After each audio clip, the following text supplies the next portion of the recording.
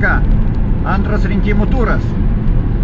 Aš ne šiaip sau pradėjau šitą transliaciją. Noriu informuoti apie labai svarbų dalyką gresiantį Lietuvai. Pati mintis padaryti transliaciją gimė po tik ką išleistos keleivės, kurią nuvežiau į Trakus ir dabar grįžtu kaip tik.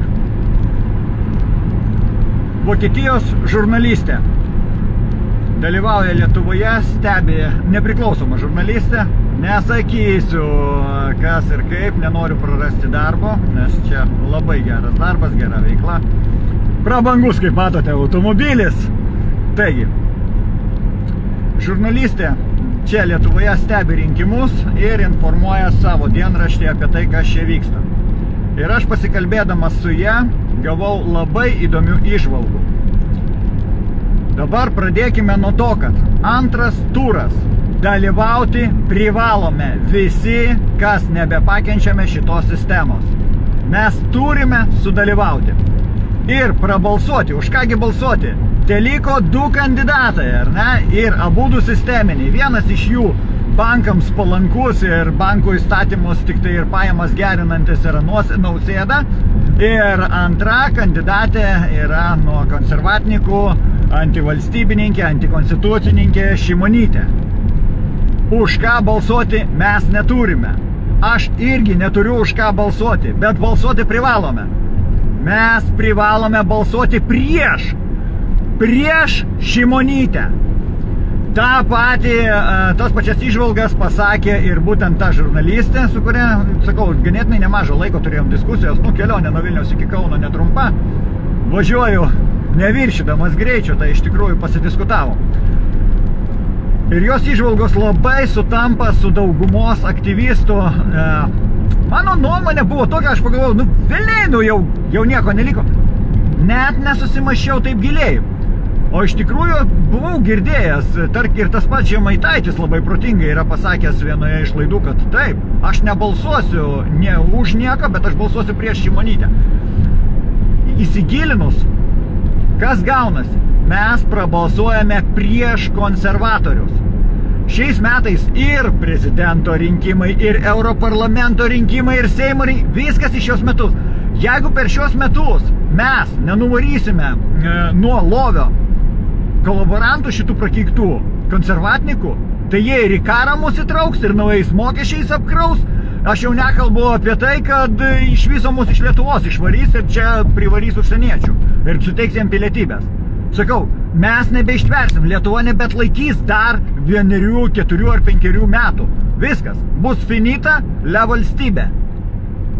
Ja sunaikins. Tai brangus tautiečiai, brangus Lietuvos gyventojai, ypatingai Vilniečiai, mes privalome prabalsuoti prieš Šimonytę. Ir dabar dar viena svarbi detalė. Antroji, bet ne mažiau svarbi už pirmąją.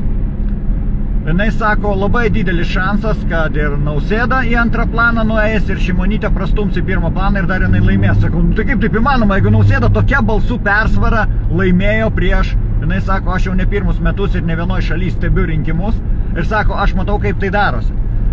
Antram ture, visų pirma, atkrenta tie, kas ėjo prieš sistemą, jų balsai beveik išnyksta.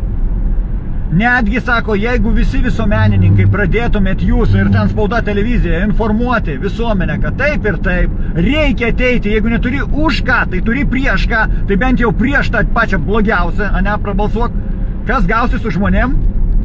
Sako, masė žmonių masto standartiniu mąstymu. Aš vienas, mano balsas ne ką ir telemia. Ir sako, tokių yra milijonai. Jūsų valstybėje, ane, gyvena irgi vos keli milijonai ir tarp jų mažiausiai trečdalis taip galvoja. Ir galimas dalykas, tas trečdalis ir yra tie žmonės, kurie norite eiti prieš konservatinikus, antivalstybininkus, antikonstitucininkus. Vat jūsų didelė dalis būtent taip ir masto. Mano vieno balsas nedaug ką telemia. Ir viskas, ir jis nenueis prabalsuoti. Ir viskas, ir tu žmogau, tavo vienas balselis, o jūsų yra keli šimtai tūkstančių pagal Lietuvos mastelį, nulems tai, kad Lietuva bus prakakota. Užsivedžiau. Na, jau artėjau prie Vilniaus. Brangus tautieti, negalvok, kad tavo vienas balselis nieko nelemia. Ir nemanyk, kad jeigu nėra už ką balsuoti, tai nereikia prabalsuoti prieš. Mes privalome nustumti nuo lovio vatnikus, konservatnikus, antivalstybininkus, užsienio bankų ir užsienio šalių kolaborantus.